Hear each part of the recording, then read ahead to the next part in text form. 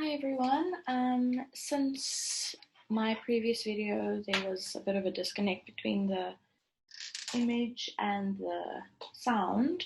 I decided that I would try and record this on Zoom, so I really hope that it works better. Um, yeah, bear with me. I'm still trying to figure all this stuff out. Today we're going to carry on with integration. So please, yeah, also just ignore this little top screen. I don't know if you guys can see it, but it's showing what I'm seeing and it's like upside down. So anyway, so today we're going to carry on with integration.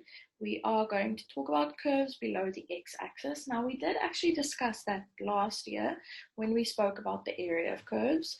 And curve below the x-axis. You guys know that if we're looking at this first example, I am gonna give you like, or you can copy this down whenever, but if we're looking at this area, obviously this will be negative because all of the y values over here, if we were to break this up into rectangles, we would get negative y values, which would give us negative areas. So, I mean, obviously an area can't be negative.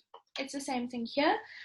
Now, we're not going to be working with rectangles anymore. So we need to adjust what we're actually writing down if they're asking us for the area as well. So this first example is saying, consider f of x, and they've given us the equation, it's x squared minus 3x from 1 to 3. Now what I've done here is I have drawn the graph for you. It's obviously a parabola, a quadratic function, and I calculated the turning point. Remember, to get the turning point, I'll just write the working here on the side. To get the turning point, you would say x is minus b over 2a. So negative 3 in this case, so that will be 3 over 2 times 1, so 3 over 2. All right, so that is the x value of the turning point. To get the y value, you would sub that x value into the equation, and you'll get the y value of the turning point. Okay, you don't actually need this for this graph. I just wanted, or for this, to find the area, I just wanted to draw an accurate graph, so that's why I calculated it. We actually are only interested in the two x values, our a value and our b value, okay, which as you can see here are 1 and 3. That's what they have given us there, those border values. Now from now on, guys, unless they mention the word Riemann and you have to find the area, from now on we're just going to be working with integration and the actual integral.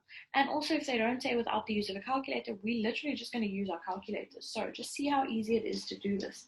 We're literally going to say for area now, we know that it's integral.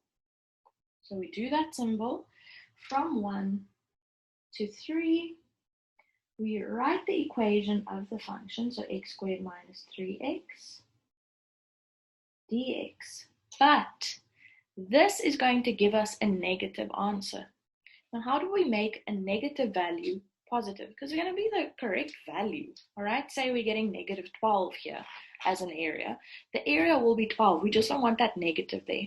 So we are simply going to take the absolute value of this integral, and that will actually be the area.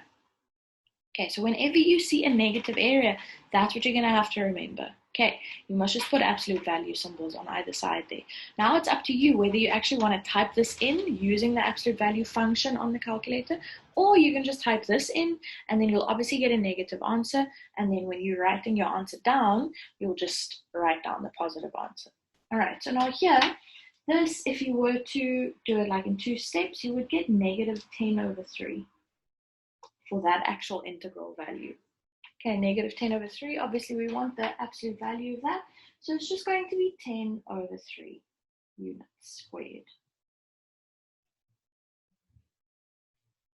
And there you go, you are also allowed to go straight from this expression to the answer if you want. Okay, that would also be perfectly fine. So that's basically all you need to know about curves below the x-axis. Do you see how much easier it now is to find the area? Now that we know we can work with integral, and we're just using our a and our b values, we're typing in this function, pressing equals on the calculator, and there we go. All right, as easy as that. This is example 2. Now for this example, we have 2 parts of this. It's saying consider f of x is x squared minus 2x, again a parabola, but now we're going from where x is negative 1 which I didn't put on my graph, but there you go. That's -1 to where x is 2. All right, now we can see that we have two types of areas here. We're going to have a positive area for this section, and we're going to have a negative area for that section.